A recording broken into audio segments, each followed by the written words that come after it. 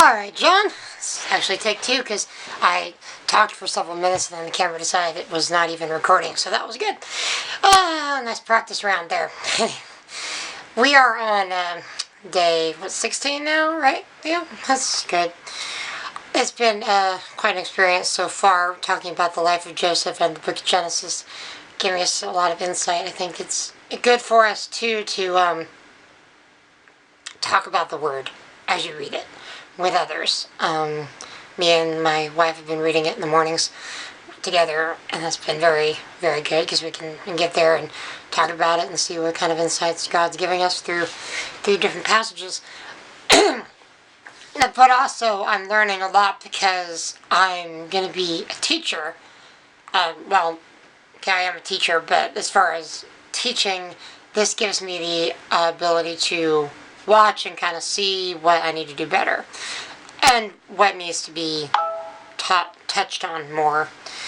I think what we've learned so far has been really good, and I think it's important to continue reading the Bible even when it gets a little bit confusing and difficult. I think the internet these days provides a lot of help and insight, as well as, of course, the Holy Spirit who wrote the thing.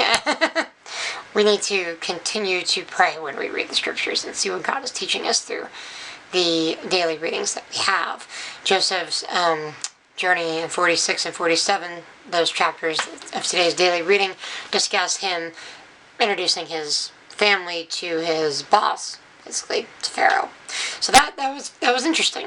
And I think we learn a lot about Joseph's integrity and about who he was as a person throughout his story. I think it's one of the most beautiful and dramatic stories of forgiveness, of faithfulness, of love, of being a person that is the same person no matter what environment he is.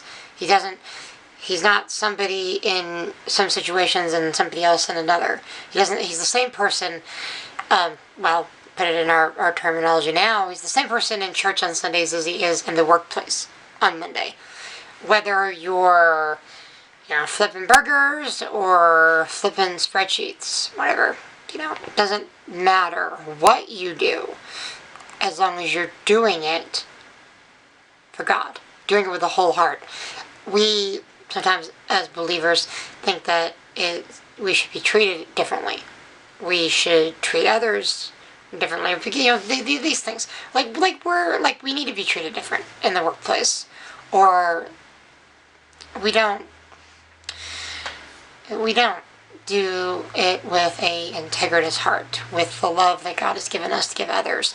We, above all, should have more faithfulness and integrity pushing through on whatever God's job for us is at that time, in that stage of our lives, because we're being watched even more closely than anybody. And it's interesting when Abraham and Lot, way back, were fighting. Well, they're shepherds. They're the people were fighting about the livestock issues and the land and everything. It mentions that the Amorites and the Perizzites were in the land. I think it was those two. And it mentions that they were in the land during that time around Abraham and Lot, as if it was Abraham and Lot were being watched. Just like all of Israel. Israel is called to be a light on a hill, city on a hill, which is to reflect God's work in mankind, with mankind. The whole Bible is about that. From Genesis to Revelation, we learn about God's love for us and God's impact in this world, intervening in this world for us, because he loves us, because he created us. All the way down through the book of Genesis, we see that. And it's pretty interesting how these chapters go with Joseph introducing Jacob to his family, Jacob to his boss and everything, and they get the land. Basically, the people end up having to sell themselves to Joseph.